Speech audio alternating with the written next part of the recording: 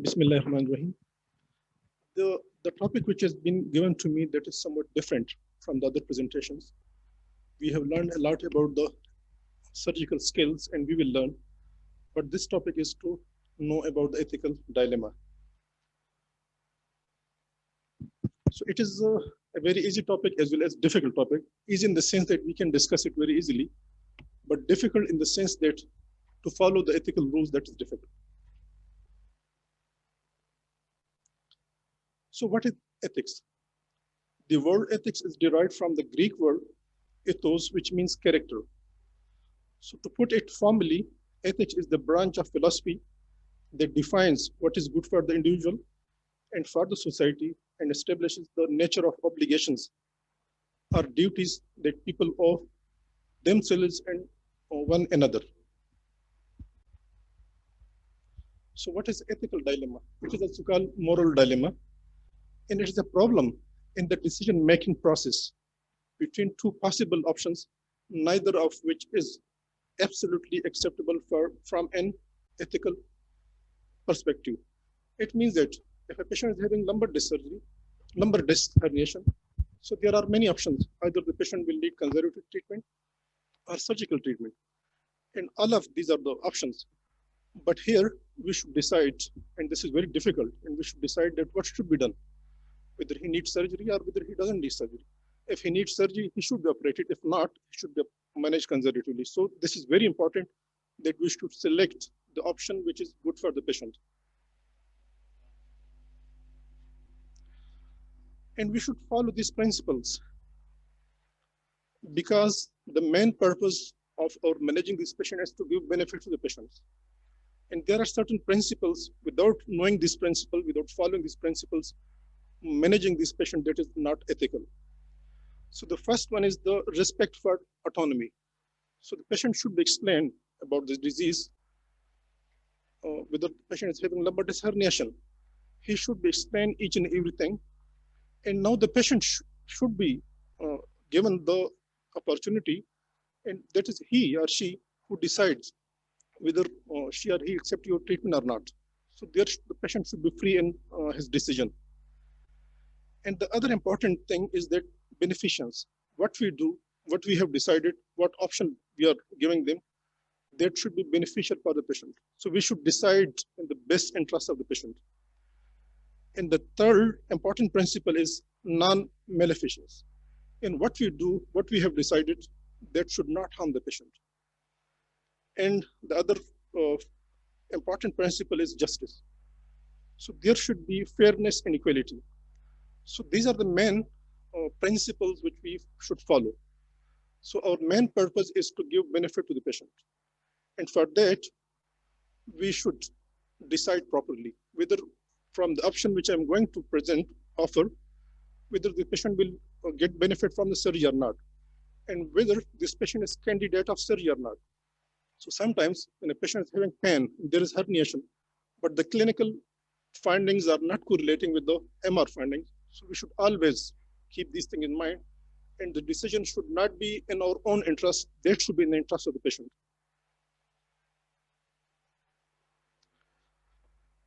The ethical dilemma, what we do, that is legal or illegal. So if we are following these principles, that is legal. If we are not following these principles, that is illegal. There are many things. You see that nowadays, most of the people, they insert screws. So we should decide whether my patient needs screw or not. If not, don't do it. If yes, then we can do it. The other thing is that whether this patient needs surgery or not. If a patient is having pain, there are many options. Physiotherapy, there are medicines. So we should follow all the things which are important, and the decision should be, again, I'm repeating these things again and again, and the main purpose of my presentation is to decide what is good for the patient. This presentation is slightly different from the other presentations because we are not discussing the skills, we are not showing the papers, we are just discussing the ethics. Now there are some important questions one should ask himself. Should we operate the patient of lumbar disc herniation or manage him conservatively? And I think each and everyone knows whether my patient needs surgery or not. So we are the best judge, and we should do what is good for the patient. And we should know when not to operate. It is very easy to operate, but we should know when not to operate, and we should always follow the rules, that is autonomy, beneficence, non-maleficence, justice, and cost awareness. We should know about the cost, because if a patient does not need surgery and we go for surgical intervention, you know that he has to pay. And most of our patients are very poor. So we should know about these factors. So we should always be conscious about the cost. Now, what is the problem when we don't follow these ethical principles? So what happens? There is increase in the number of unnecessary radiological investigations. And there is unnecessary increase in the number of surgeries for persistent lower back pain. So when a patient comes to us, we should properly take history, we should properly examine the patient, and we should decide whether this patient needs MRI, yes or no. Most of the patients, they don't need MRI. Why should we go for these investigations? So we should also concentrate on our clinical skills, which are very, very important. And then after that, if the patient needs, yes, then we can go for that. If not, we should not do unnecessary investigations. Why there is increase in surgeries? Patients are not told about every treatment options available. So whenever a patient comes to us, we straight away go for surgery. No, we should tell them that there are other options as well. We can manage them conservatively if the desk is small. We can go for physiotherapy, we can go for conservative management. And when these options fail, then yes, we can go for surgery if that is significant herniation. And there is also social misconception that surgery should be done and the pain is relief early. So I think the facts should be explained to the patients. Ultimately, this is our fault. So some of us do not follow the basic rules of ethics. We don't tell patients everything, and patient cannot make autonomous decisions. We don't care about the cost that the patient will have to bear. The most important rule for a surgeon is to know when not to operate. So I'm repeating all these things again and again, and the main purpose is that we should explain all the things to the patient. Patient should be free in his decision. And if I'm sure that, yes, my decision is good for him, then okay. If I'm not sure, or if that is not good, we should not decide accordingly. So when a patient comes with lower back pain, it is not an indication of MRI, and it is not an indication of surgery. Take history, examine the patient. And most of our patients, they don't need these things. Just give them painkillers, advise them physiotherapy, and most of them, they give good results. Evaluate the pain and see if the patient needs MRI. If MR shows lumbar disc herniation, it does not mean that the patient needs surgery. So always we should correlate the clinical finding with the MR finding. We should not treat the MRI, we should treat the patients. And nowadays, it is also a common practice that most of the people, they have their own MR and other things. So it has been seen that those surgeons who have their own MR, the likelihood of spinal surgeries increased by 34%. So this is also a very important factor. So we should not be money makers. And all we know that there are certain indications. If there are clear-cut indication where lumbar disc is herniated and there are clear-cut indication, we should go for surgery. If not, we should avoid. So these are the indications which I have mentioned.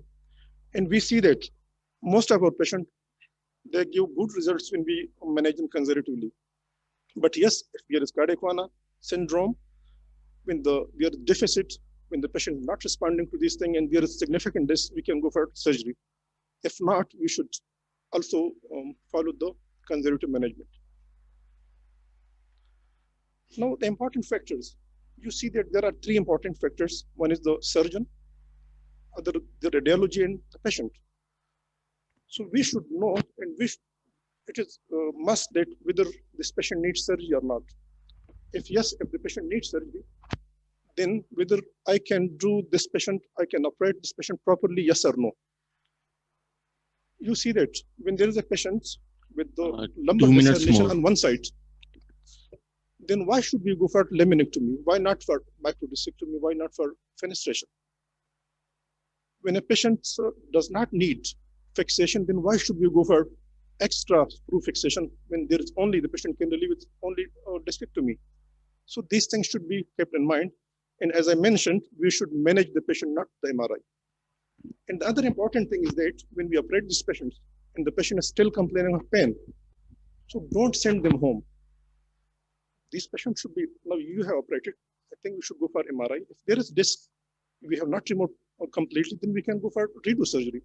So most of the people I have seen that they send the patient home on medication and say that you will be okay. Why? You should do it properly.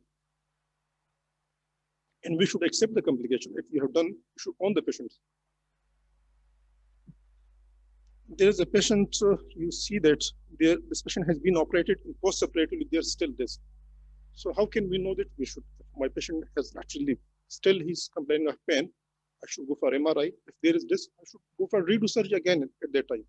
I should not wait for whether the patient will relieve with medication later, or whether there will be more cost and I will get less benefit. That should not be kept in mind. So what can we do? So it is very important that in addition to teaching about the skills, about the different things, we should also teach about the ethics. And this teaching should be at the medical college level, and this should be in the training as well. And we should always be honest, and we should tell truth to the patients. And we should not perform unnecessary surgeries. That is very important because the patient can be relieved with the medication, but when we go for surgical intervention, you're cutting his back, you're cutting his bones. So why should we do it? And we should also keep in mind the conservative treatment. That is also very important for us.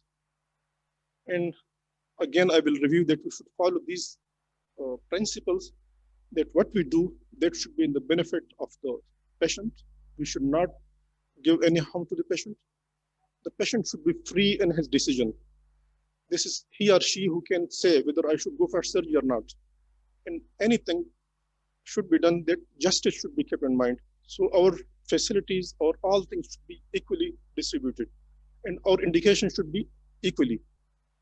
And the other thing which is not here, that is the cost awareness. We should know about that.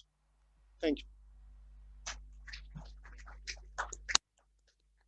This topic was a little bit different from the other topics.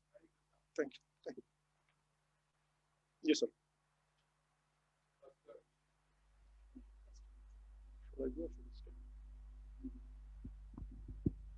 I need to stand up. Lal, thank you so much.